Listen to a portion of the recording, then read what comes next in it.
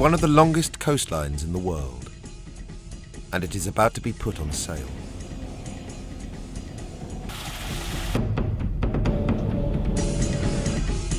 Untuk itu, kedatangan kita untuk menyatakan bahwa kesekian kalinya nelayan tradisional tidak sepakat ketika laut dikapling, ketika wilayah pesisir dikapling.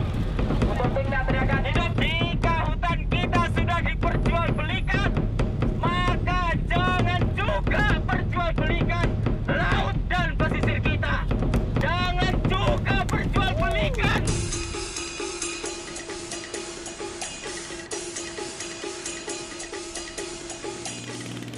At over 95,000 kilometers in length, Indonesia's coastline is one of the largest in the world. Millions of people depend upon the coastal forests, wetlands, and access to the sea for their livelihood. A new law in Indonesia, however, threatens to evict coastal people from their own commonly held land. Ya gimana ya, emang saya usahanya udah di laut. Kalau memang nggak ada laut pesisir, nanti saya kemana? Emang usaha saya adanya di situ. If passed, the Coastal Areas and Small Island Management Law will give private concessions for businesses to manage coastal zones on cumulative leases lasting 60 years. Advocates of the controversial law claim that the transformation of coastal forest into industrial farming zones provides employment opportunities in regions otherwise starved of economic development. Ritsa Damanik is one of the leading campaigners fighting against industrial prawn farming.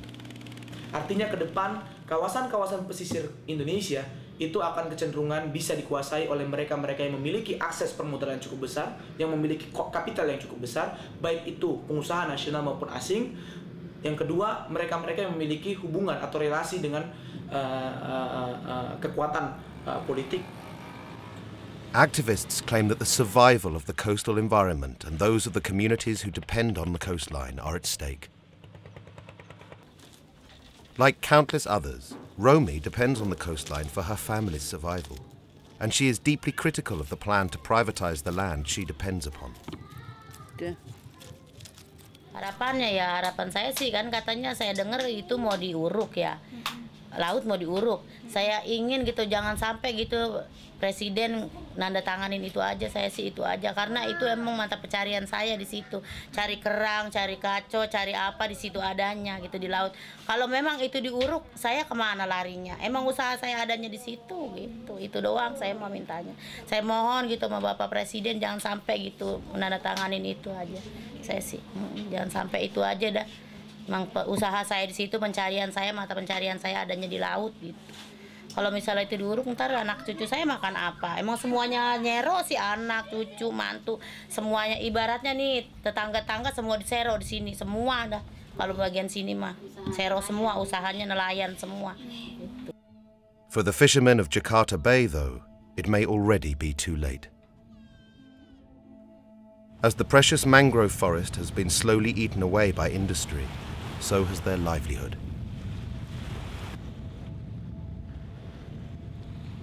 Jadi kondisi dulu, kondisi Teluk Jakarta itu adalah sebelum adanya industri yang tumbuh atau pembangunan yang ada di Teluk Jakarta itu mulai Muara Tawar yang berbatasan dengan Jawa Barat sampai Cilincing itu adalah bentangan pohon mangrove waktu itu. Itu tahun sekitar 85 sampai tahun 90 itu masih bentangan mangrove. Ketika industri itu mulai dibangun, mulai industri yang dibangun di pesisir Teluk Jakarta itu mulailah terjadi abrasi. Setelah abrasi itu sangat cepat sekali hutannya habis sedikit demi sedikit dan mulai sama kondisi yang sekarang kita lihat sudah habis sama sekali.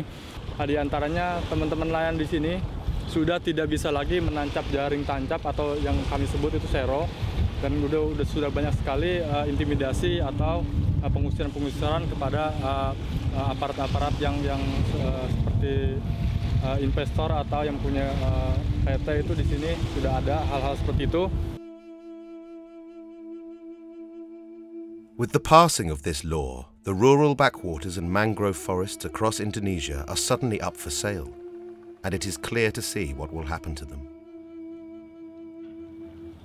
Industrial aquaculture, mining and commercial tourism enterprises look set to rapidly increase as a result of these long-term tenures over the coastlines that private industries will now be able to hold.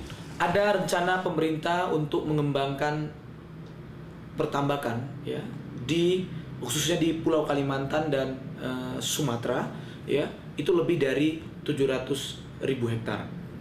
Upaya ini sesungguhnya dilakukan oleh pemerintah untuk lagi-lagi ya terkait dengan pendapatan ya, ingin mendapatkan keuntungan yang lebih besar tentunya. Thanks to ever-increasing demands from Europe and the USA, vast swathes of Indonesian coastal wetlands have already been destroyed and transformed into prawn farms within the last 20 years. In Sumatra alone, it is estimated that over 70% of the mangrove forest has been destroyed in recent years, and much of this loss is attributable to industrial prawn farming.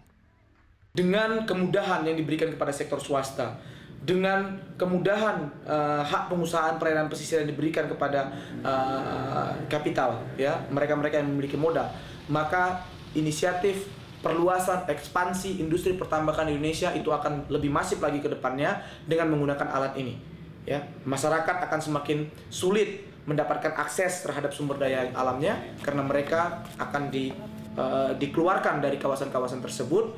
Masyarakat akan diabaikan